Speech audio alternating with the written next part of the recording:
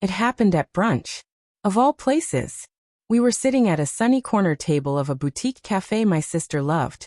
The kind of place with $12 avocado toast and rose petal lattes. I hadn't even wanted to go. My mother had insisted. Just a casual Sunday, she'd said. We haven't all been together in so long. By we, she meant her, my sister Jessica, and me, the leftover daughter.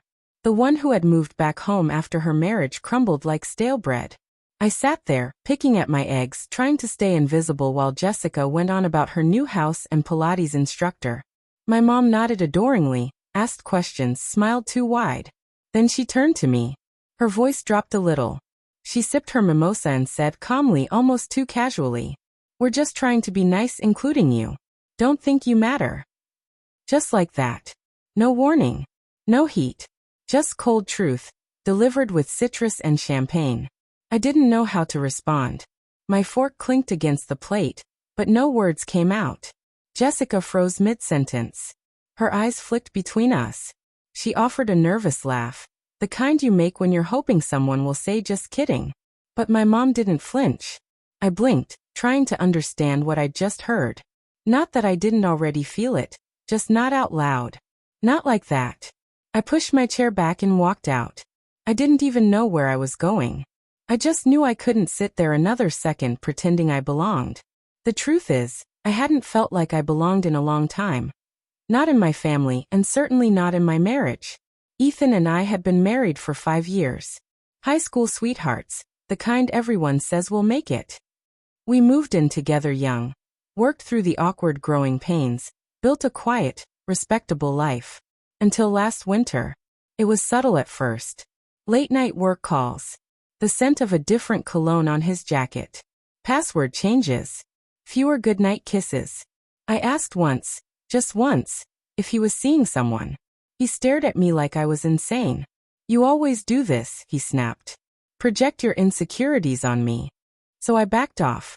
I wanted to believe him. But truth doesn't stay hidden forever. A month later, I found the proof. Not in texts. Not in his email. But in a photo, one Jessica accidentally airdropped during Christmas brunch. A group selfie. Friends. Smiles. And Ethan. With his arm around a woman I didn't recognize, chin tucked into her shoulder like they'd done that pose 100 times. I zoomed in. His wedding ring gone. When I confronted him, he didn't deny it. Her name was Lila. A coworker. It had been going on for 6 months. "You haven't been happy," he said, like that was reason enough. "So instead of talking to me, you just replaced me?" I'd shouted. His reply? A shrug. I needed something different. Someone who didn't make everything so heavy.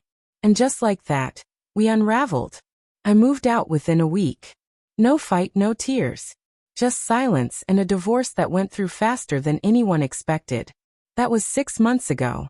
Since then, I'd been staying at my parents' house. Or rather, in their guest room, because calling it home felt like a lie. My mother never asked how I was doing. She only reminded me to rinse my dishes and not cry too loudly in the hallway.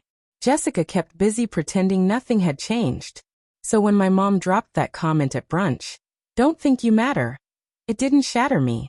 It confirmed everything I'd been trying to ignore. I went back to their house long enough to pack 2 bags. I didn't say goodbye. I got in my car, drove until the city lights faded, and found the cheapest motel I could afford. I didn't have a plan. Just one goal. Get away. That night, I sat on a scratchy motel bed, scrolling through my phone. I found Lila's Instagram. She'd made her account public recently. And Ethan was everywhere. Brunches. Beach days. A picture of them kissing under string lights with the caption, "Found the calm after the storm." I wasn't the storm. I was the one left drowning in it. But then something caught my eye. A comment. From a friend of Ethan's. It said, "Glad you two finally get to be real now. No more secrets." No more secrets? Curiosity burned. I clicked the profile of the commenter. Deep dive. Scrolled. And there it was. A photo from before Ethan and I separated. Time-stamped. Geotagged. A weekend he'd told me he was on a business trip in Chicago. Except in the background, plain as day, was the lake house. My parents' lake house. He had taken her there, while we were still married, to my family's property, where my mother kept a spare key, where Jessica sometimes hosted her friends. It hit me like a punch to the gut. They knew. Maybe not the whole thing. Maybe not how long it had been going on. But someone had seen them. Someone had known. And they said nothing. I thought of my mother's words again. Don't think you matter. Now I understood. They hadn't just tolerated me after the divorce. They'd sided with him. Protected him. Or worse, enabled him. That next morning, I contacted a real estate agent. I still had half ownership in that lake house. It was mine before we got married. A gift from my grandfather, deeded in my name. Ethan never touched it legally. I listed it that same week. My mother called, enraged. You're being impulsive. That house is part of this family's history. I laughed bitterly. No, Mom. It's just a place you let my cheating husband take his girlfriend to while I was still wearing his ring. She fell silent.